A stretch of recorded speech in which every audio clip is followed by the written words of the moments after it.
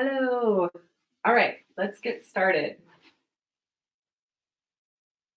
All right, I have a fan shout out, and it's called Exactly What I Needed. I found Ashlyn and Kobe after my new boyfriend confessed to me that had grown up with a pornography problem. I wasn't sure where to turn or what I should expect from our relationship. The first episode that I found was about feelings that each party feels. I was in tears as I listened, knowing that I wasn't crazy and that it is possible to work through those feelings. Highly, highly recommend this podcast to anyone and everyone. It talks about addiction and betrayal in an open and healthy way and makes the listener feel hope. Thank you. That's great. I oh, go ahead. No, you go ahead. I love that she can listen even though they're not married and Yeah. still find how it relates to her in her story.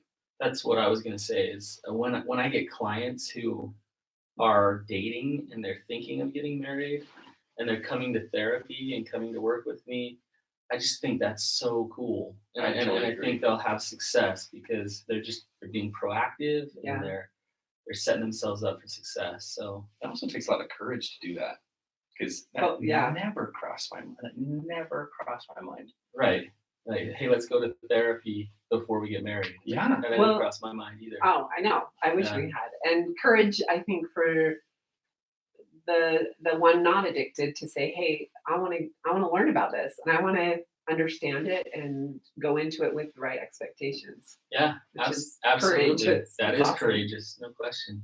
Super. Okay, let's jump in. Today's topic is like one of my favorite topics of all time. So it's, and I think if you grasp what we talk about today, it can really change your life. Not just in your marriage, but everything. Mhm. And it's how did you word it, Kobe? It's having eyes to see success. Yeah. Okay. Having eyes to see success. So what does that mean? Well, I think this is a skill, and this is a way of living that requires mindfulness, that requires focus each day, and I think that is a super important part of recovery, but it also requires one to be firmly grounded in reality.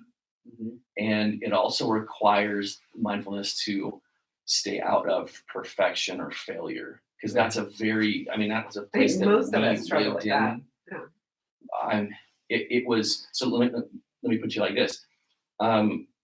I probably acted out, as far as like the percentage of my life in addiction, probably, we'll say, I don't know, 5% of the time. Okay. Right. Over the course of my life. And it's interesting how destructive 5% can be in a life, actually. How much it actually defined you, Yeah, even though it was 5%. exactly. That's what I allowed to have happen, because my feet weren't firmly grounded in reality. My head was in shame, and that began this thought process that just spiraled downward. So just to clarify this, so you're acting out 5% of the time, but your paradigm or your perspective of Kobe is somebody who's bad, somebody who's a pervert, somebody who's a bad husband, and so that's how Don't you forget douche. okay, that too. That's how you started to view the world, right? I definitely viewed myself as that, and then it became that. And so You become, that's your identity. Yes. And so what that means is, to boil that down into a sentence, I had eyes to see only my failures. Yes. Okay. So that's why this topic is super important, to have eyes to see success. So when you have eyes to see only your failures, the doors that start opening up in your life are ones that are about failure. That you see everything. Oh, there's I failed again. There that is again. Oh, I'm a loser. I'm this. I'm that. Mhm. And ultimately, that's what you start creating over and over again. Yeah. Okay, I got to share this because it's pretty sad. But back in, when did we leave Idaho, Kobe? 2011. Oh, I'm way off. Okay, so I have really bad time frame memory. So 2011 and 2010 and 2011 were hard years for us, not in recovery so much, but just life Oh my Okay. gosh, you guys, this is No. something that This is we never talk about, huh? we don't talk about this because It's not like we avoid it. okay, so lots of things were happening. We started off the year, my brother passed away. He committed suicide. And so that was really hard. And I was pregnant with our second. Then Kobe's uncle passed away from cancer. You were laid off because of the economy, your job. I was laid off. Then Kobe was laid off. Wow. We lost our home that we had in St. George. Then let's see, your mom passed away 2 weeks after your uncle, suddenly in her sleep. Your Grandpa died like grandpa 11 died. days after My mom. grandpa died. Then my grandpa. My It was like goodness. one thing after another. Okay, I made a list of all the bad things in my life. Like, look at this, guys, and look how hard my life is, and all these things, right?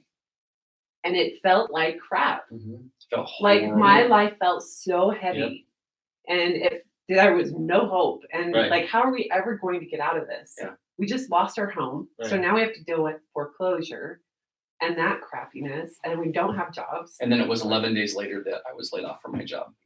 So just a lot. And so when I feel like especially when we started recovery, I had lots of finger pointing and Yes. blaming, right? And it was really easy to make that list of all the things Kobe wasn't. Add this to the All list. of the horrible things. Yeah. Right. Oh, And heck yeah. So this year, this is a great example. Now you had good reason to feel a lot of, we'll say, negative emotion. Yeah. There was a lot of pain there, but you can look at that pain a couple different ways. And in looking at that pain, you can say, God doesn't love me. It's hopeless. My life's horrible. And if you stay there and you resonate there for a while, then you're going to start to create more of that. Mhm. But, and I'm not saying this to discount your pain in any way, because all that stuff is painful. But if you can look at it, but also stay on the positive and, find purpose in all of it, and recognize that there is still blessings around you, even though hard things are happening, and knowing that God does have your back here. Yes. You can see it as growth, and like what we talked about in the failure episode. But it's easy to get stuck in that. It's especially easy to get stuck in that in your marriage. You start to should all over your spouse. Yeah. And like, they should be nicer, they should be this. They're just mean. They're just Mine was- nasty, judgmental, horrible people. If he would just stop, all our problems would go away. Right. That was yours. Oh my gosh, yes. Okay, because That's why I would So- say so- all the time, just stop. So Ashley, in that there's an undertone, or there's a belief that Kobe is the one that sucks here, Oh, for sure. and he's the problem. he's causing So this. I did nothing wrong So for so long. If you have that thought, you guys, our thoughts create our reality. So our thoughts program our brain. Our thoughts create our emotions. And if you have that thought over and over again, then you're going to start to believe it, that Kobe is the one is the one with all the problems here. Yeah. And he sucks, right? Let me just say that what you just shared is exactly what my thought process was. And I didn't realize that was where you were in your head. Like, if this is happening because Kobe's acting out. So just remember all the stuff that we just described: losing 2 jobs, losing a house, losing like 6 family members in the course of 18 months. 16. That I viewed that as like God punishing me. Oh, you are bad, and you're doing Yeah. all this bad stuff. So now here God is to punish you because Yes. you were bad. That's exactly. It's, So it wasn't it's just the idea that God blesses us when we're being good, right? Yeah, And- the contingency model of God's love. like totally. I completely. This is and this is a totally separate episode, but I wanted to just share this because this was really where my head was. This is how destructive it was. I rejected myself so deeply, and I loathed myself so deeply that and all of these things that happened, my mom dying, my grandpa dying, all this stuff. My mom was 56. All that stuff was because God, they were just reaffirming the truth, and God was sending that to me as evidence of I'm no good. So I loathed myself even more.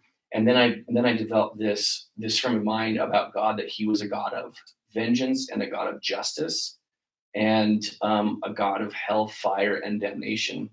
And I was getting it. But all this the construct of your paradigm here is it's like a machine that's fueling beliefs of shame. Yeah, right? I mean, Like absolutely. this whole model is like, Kobe, you suck, you're bad, you're a failure, Yeah. right? You're not good enough. Yeah. And so that's how you were showing up in your marriage, and that's how you were showing up at work, and Well, because and- that's what you believe. Totally. For sure. And going back to what you were saying, I really had that belief of, okay, what's going to happen next? Like, all these bad things have happened. There can't be one more thing. And Right. after that was like some of the worst years of our life. It was our daughter's abuse Yep. that next year and Kobe's second affair the Right. next year. Like the hardest years. And so it's like I So you- sometimes now I think things are so good for us right now.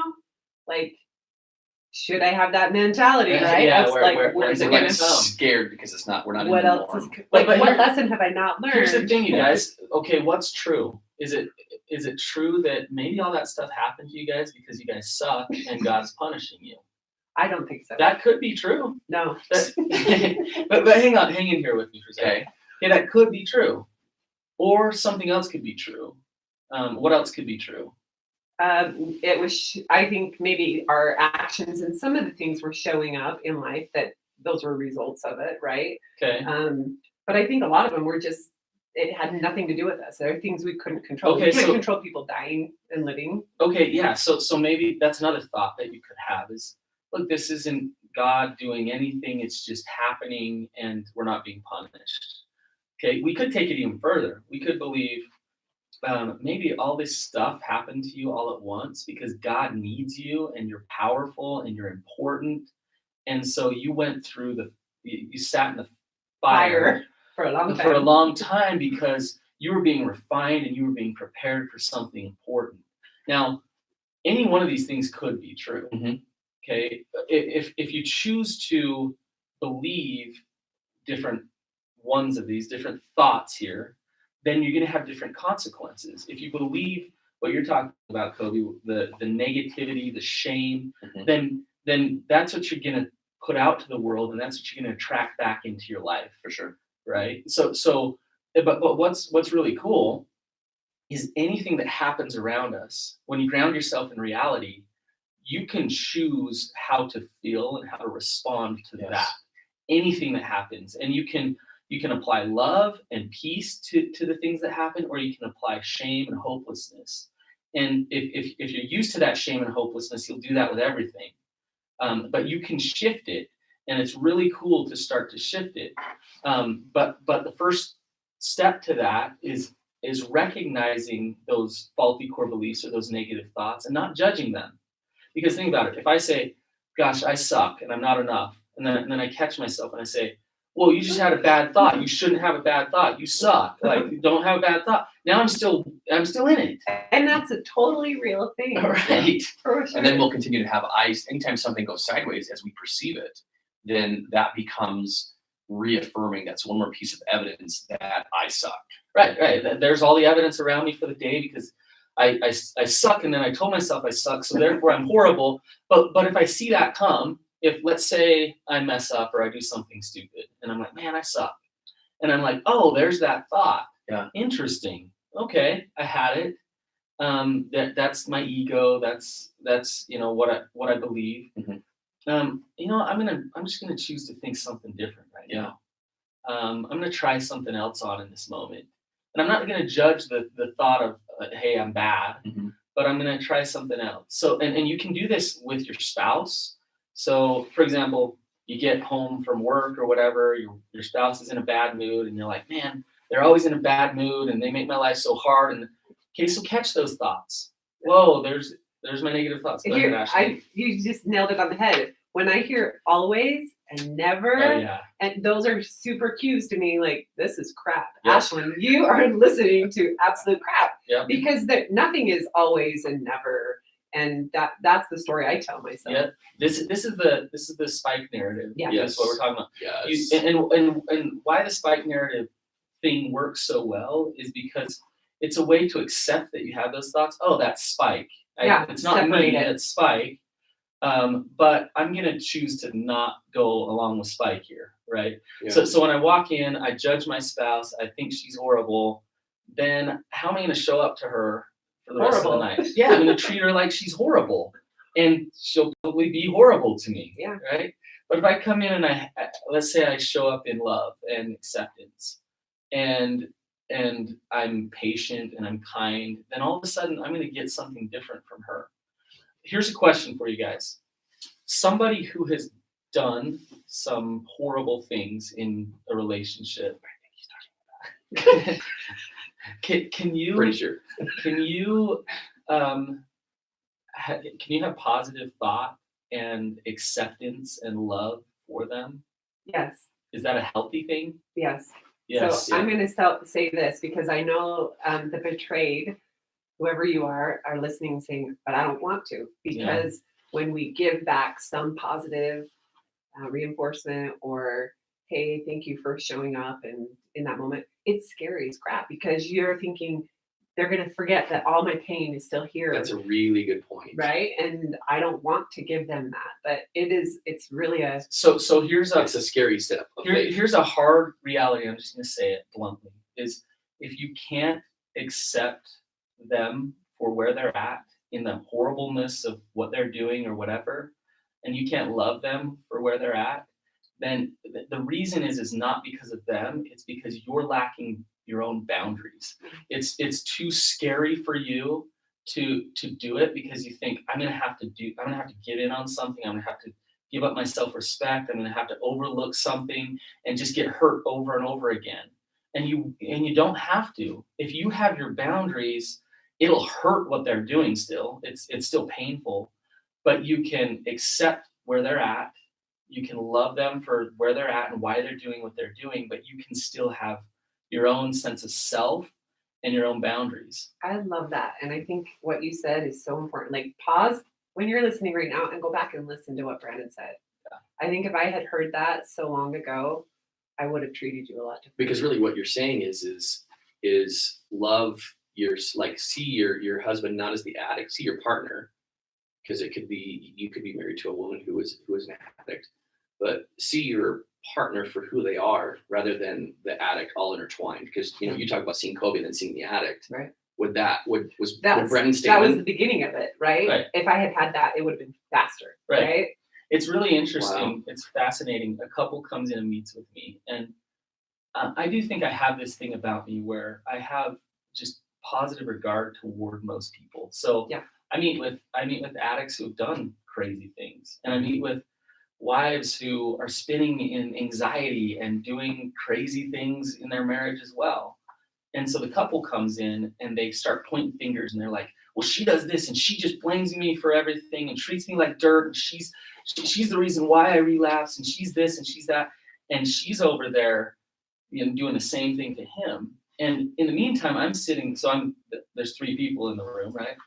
I'm sitting there and I'm feeling both of their pain, and I'm seeing both of their power. And I tell couples all the time, I say, it's really one thing that burns me out more than anything, the most frustrating part of my job, is when I see 2 really good people, like solid, wonderful people, not be able to stay together because they can't see each other that way.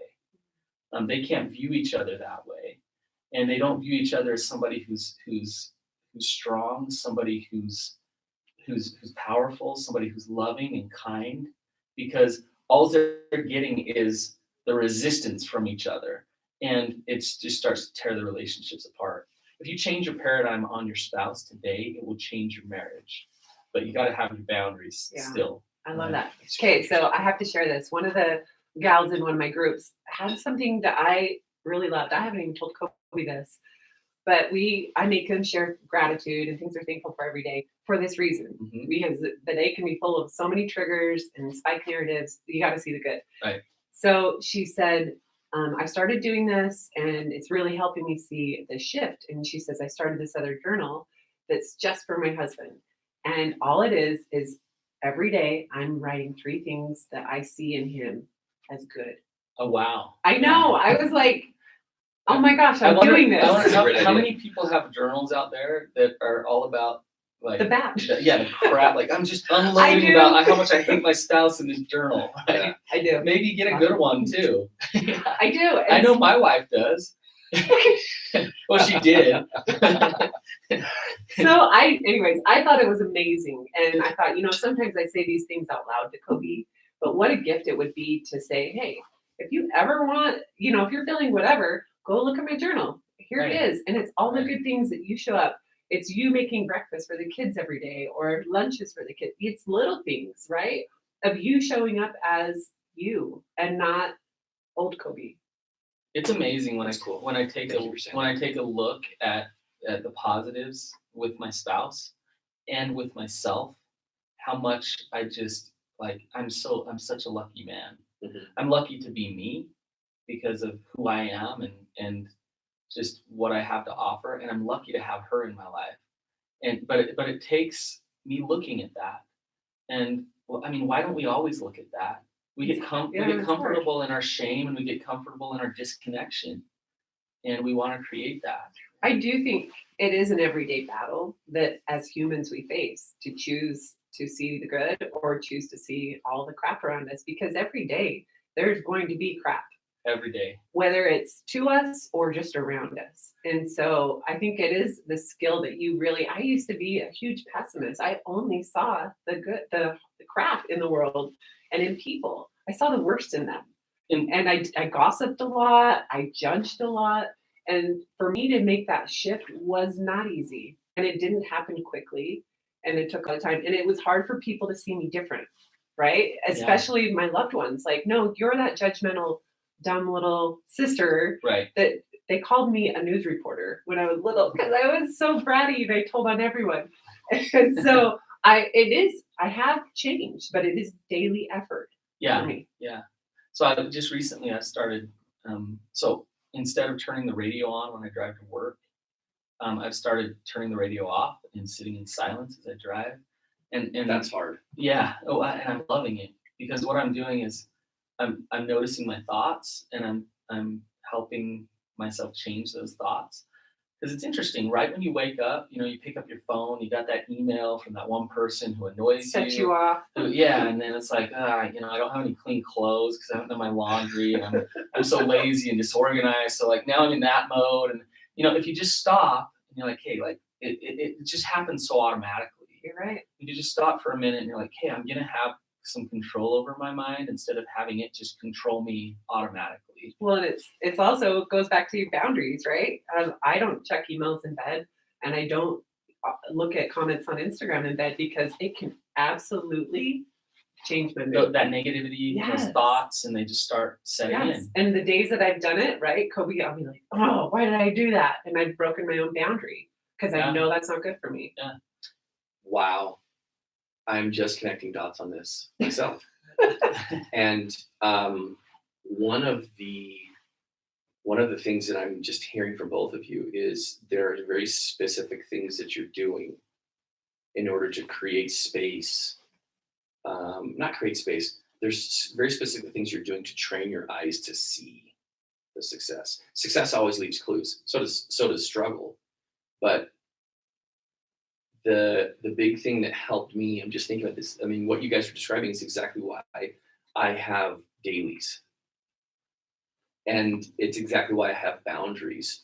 Because every day that I can plug my phone in the bathroom and put it on do not disturb is actual evidence that reaffirms that I'm a changed man. Right. Every day I work out with Ashlyn or not, it's always with Ashlyn most of the time anyways. It's evidence that it helps me reaffirm that I'm a changed man. Right.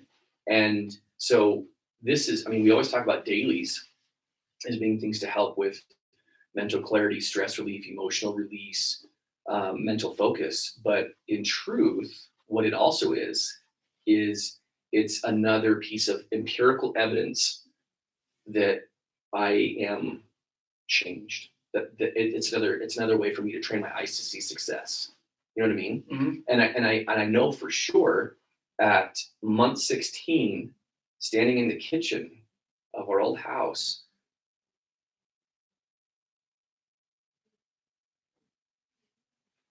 We're still here. Kobe's got That's the moment when I owned the fact that that's the moment when I really had eyes to see success, to the extent that I was able to forgive myself. And it was just it was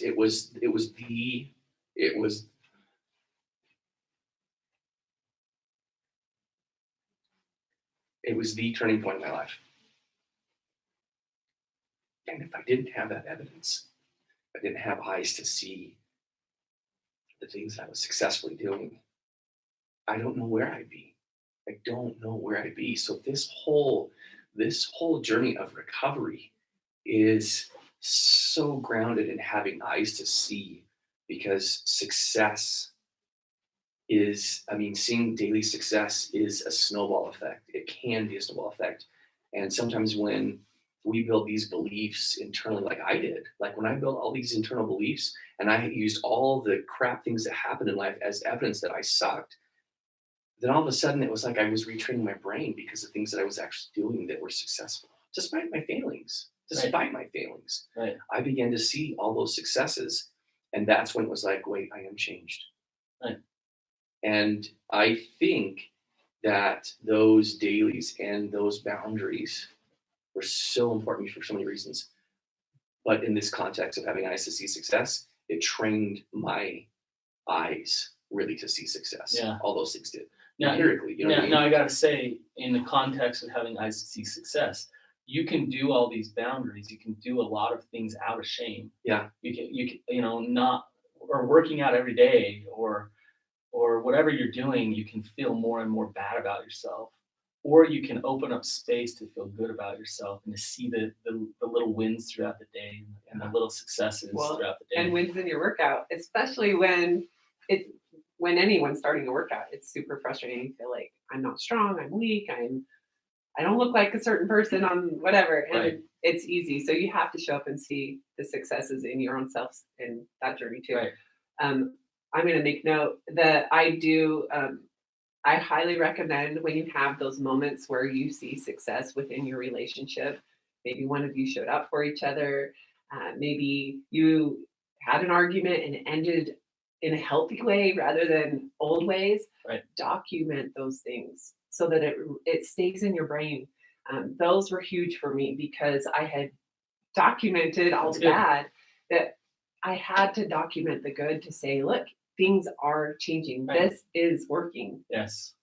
Notice the good. The recovery piece is so important because it's not about don'ting. Recovery is not about don't No. do this, don't do that. It's about changing who we are internally to acquire characteristics and qualities and traits that will develop us. Right. It will change us for the better.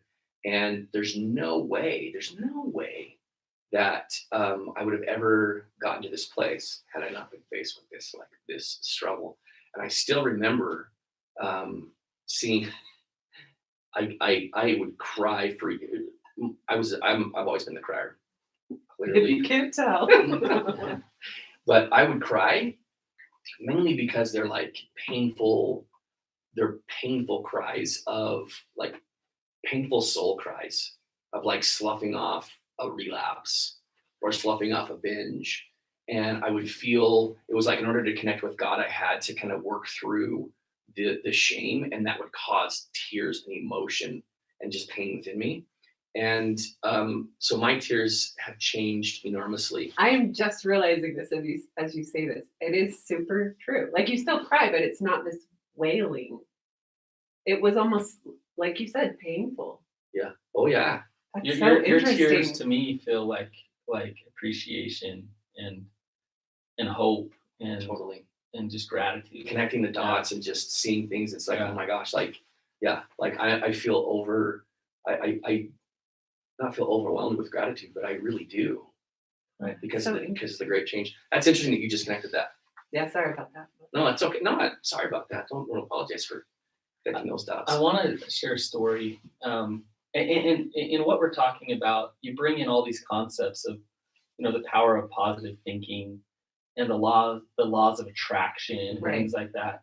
If you think these things, they create an energy, Yes. and this energy starts to open up possibilities in the world, and then things start being attracted into your life.